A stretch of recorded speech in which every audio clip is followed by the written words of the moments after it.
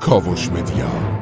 And I think what you're seeing now is sanctions are only as good as if we hold countries accountable. If you have, these massive oil exports happening from Iran to China, and you're allowing China to help Iran, that's a problem for us. The idea that we're not calling them out, the idea that we're not holding them accountable, the idea that we're not, raising flags in the international community about how China is doing this is a real problem. China made a massive deal with Iran because in their mind, they want to prop up an enemy of the United States because it helps China to do so.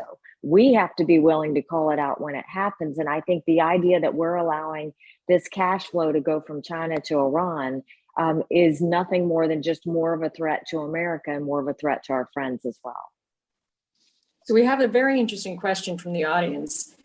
I'll just read it to you. Master Halley, we see Iran increasingly testing the U.S. and Iraq and Syria in the form of drone attacks on U.S. bases, most recently Al Tanaf Air Base in Syria. But since the attack on Al Tanaf, there has not been a U.S. response aside from piecemeal sanctions on Iran's drone program. What should the U.S. response be to counter these activities? Very telling. Not very telling to the U.S., very telling to those that want to defeat the U.S. But this is a trend. This is a trend we've been seeing from the Biden administration.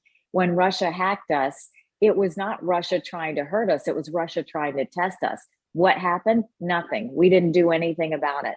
When China has continued to go and help Iran and violate sanctions, what did we do? Nothing. It was a test of China, and they're going to continue to do that going forward.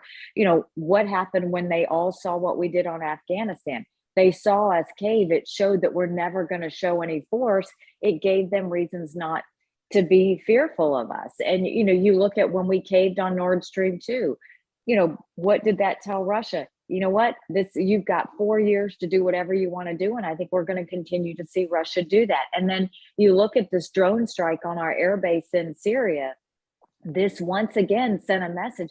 آنچه در مورد ما میگویند.